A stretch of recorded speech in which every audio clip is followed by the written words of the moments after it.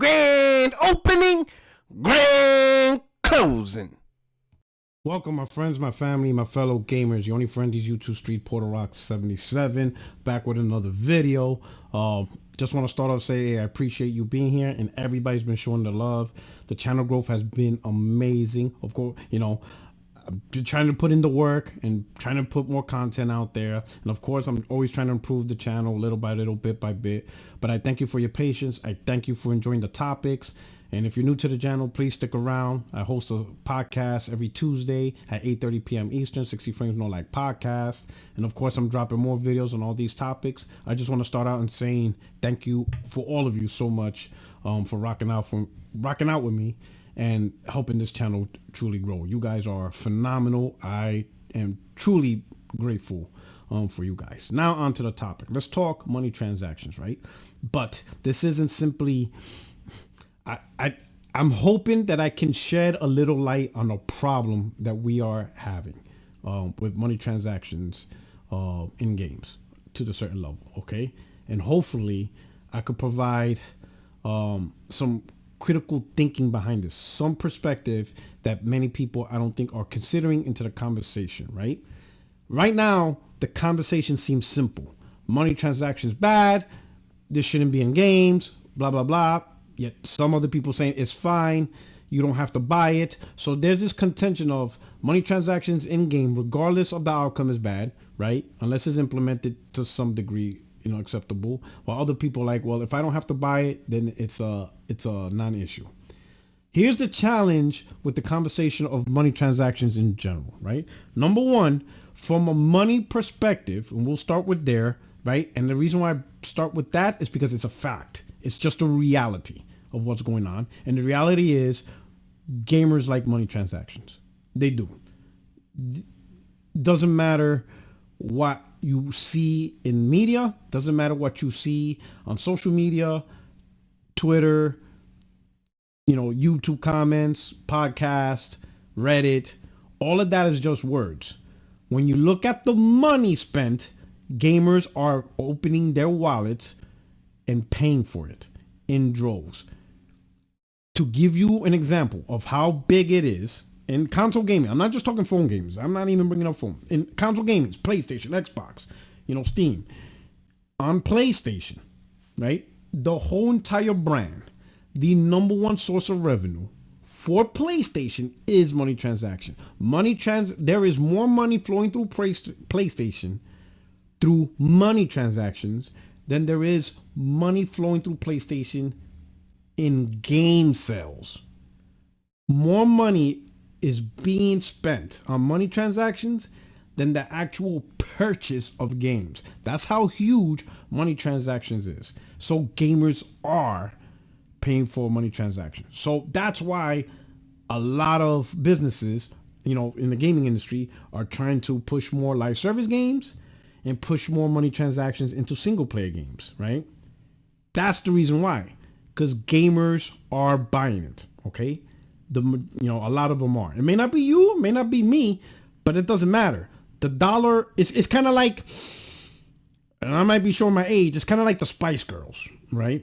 And all of y'all thinking, all right, here we go, Puerto Rock, you're gonna come up with some bullshit. No, listen to me. It's like the Spice Girls. When the Spice Girls was hot in the 90s, their album sold 10 million copies. It went diamond. Yet everyone in the world was saying they didn't buy it. So then who bought it? Somebody had to buy the Spice Girls album in order for them to reach 10 million sales.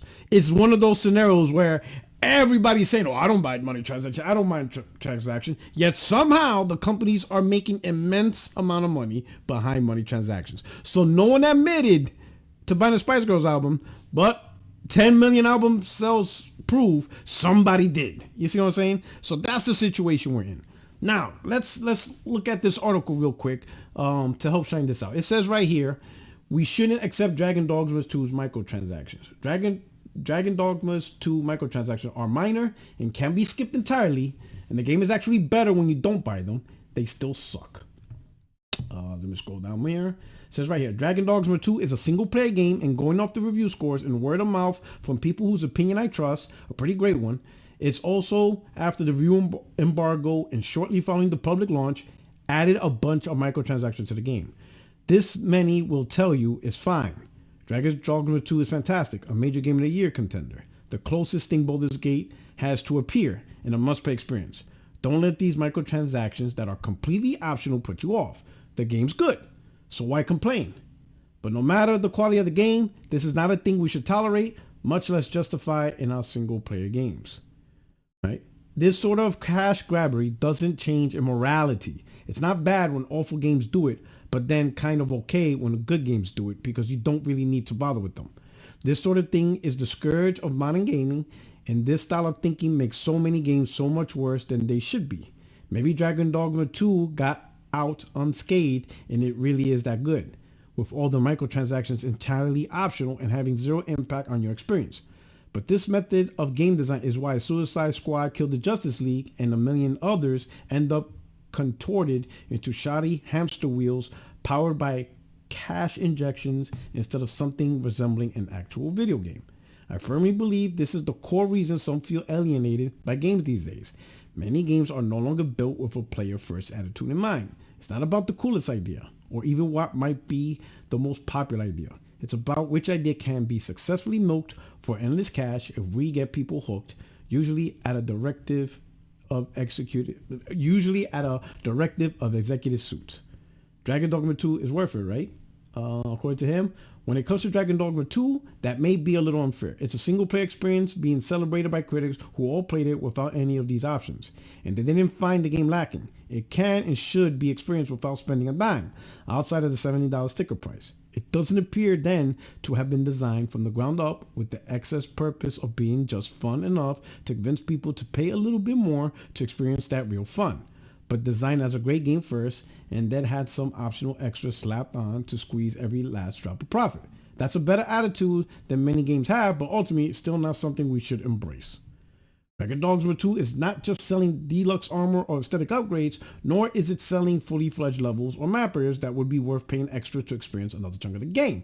Primarily, it is selling the ability to customize your character and to fast travel. In other words, things every other game offers for free.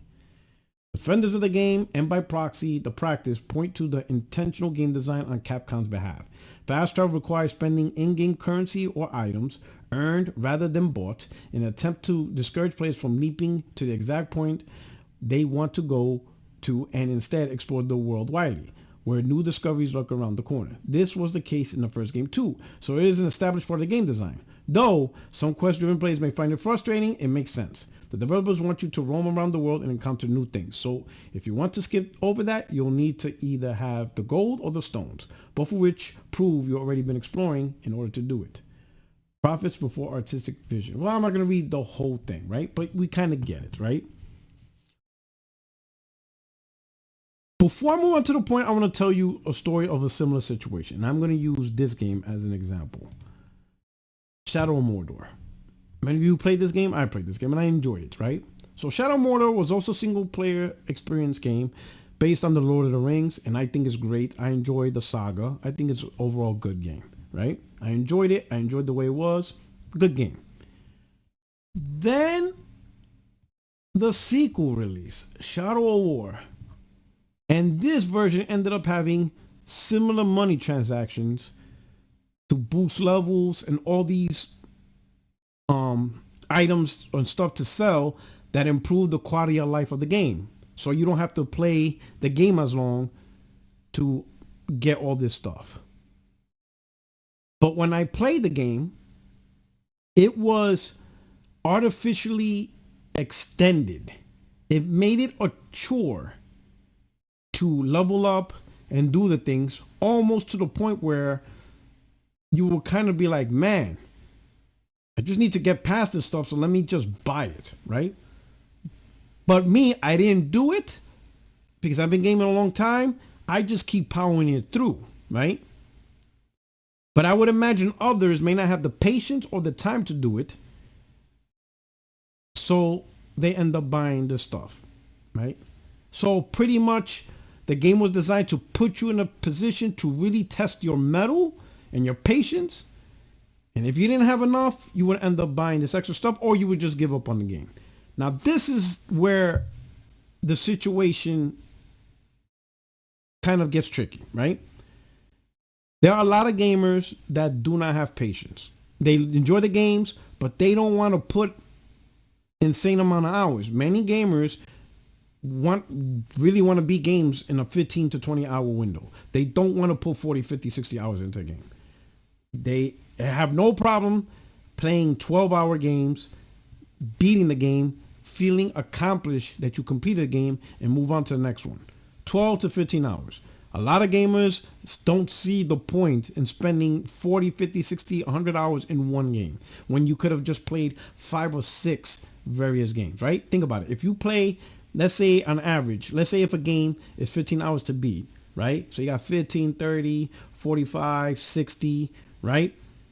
One game that's 60 hours versus 4 games that are 60 hours. A lot of gamers want to choose the 4 games because it's 4 different experiences that you beat and accomplish versus one game for 60 hours. And you only have one experience. Even though it could be a great game, it's still just one game, right?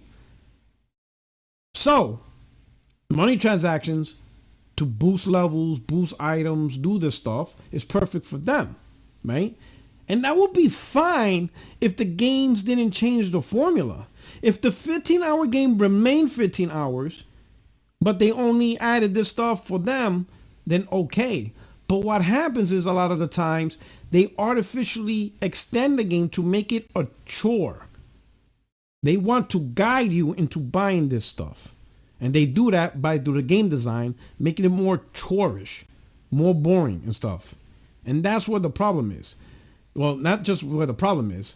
What the problem is the gamers that are cool with making the games go quicker, they don't see that they ruined the game, or not ruined the game, they made the game more chorish for the rest of us. That's where the problem is. So the gamers who actually spend the money on money transactions, because they're there, they exist, right? So this is not really a battle of us trying to stop money transactions with the businesses and the people who make the games. This is a battle of us versus other gamers that spend the money, and they are winning. In fact, I would say they won, to be honest, because they have no issues, paying for it. And they don't go on Twitter and say, hey guys, I just pay for money transactions. They're not there. They're not going to spend time arguing on Twitter. They're just going to spend the money and play their games. They don't have to say a word. So while the rest of us are on our phones, on the computer, on Reddit, blah, blah, blah, argue, they're just paid.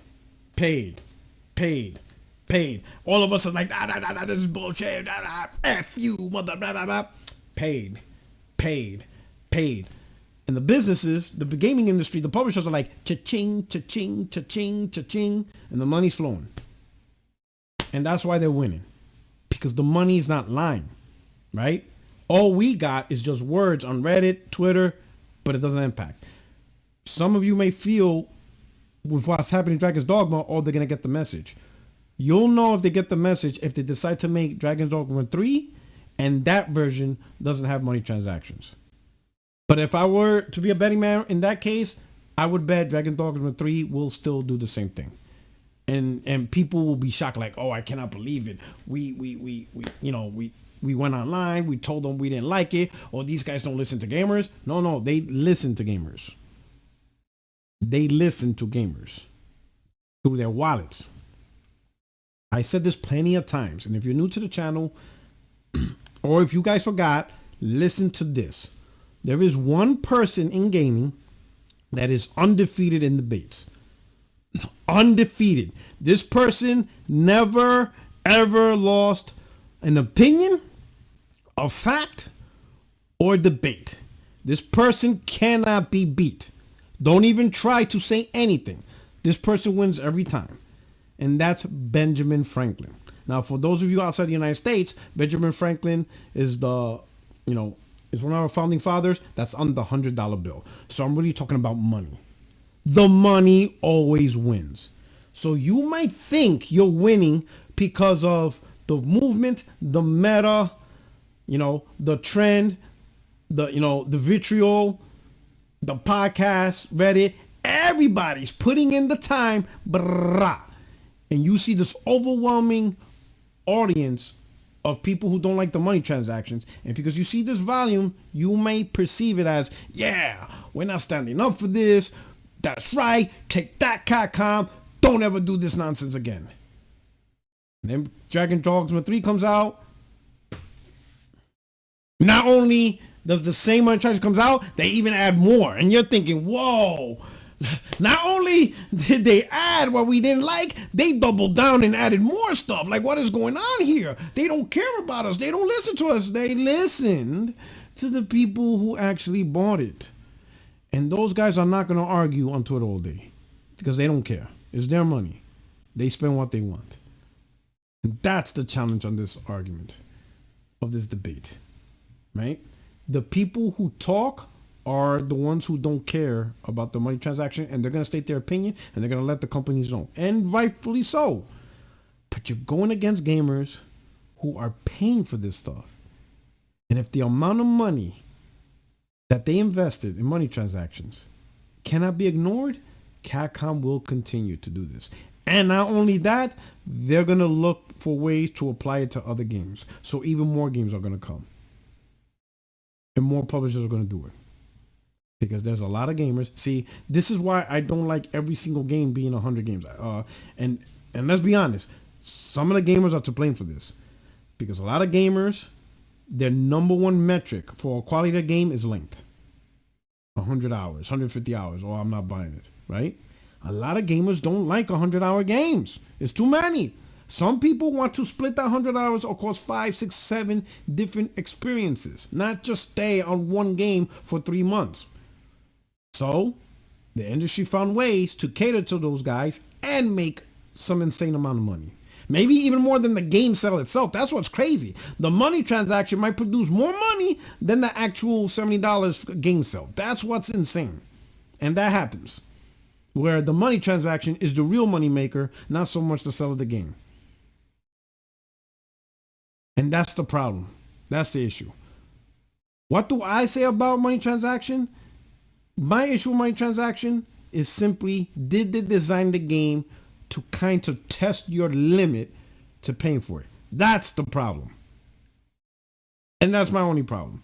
Whether it exists or not, I don't really care. But more often than not, they purposely designed the game so that way you really have to consider buying money transactions for quality of life stuff. Doesn't matter if you can ignore it, right?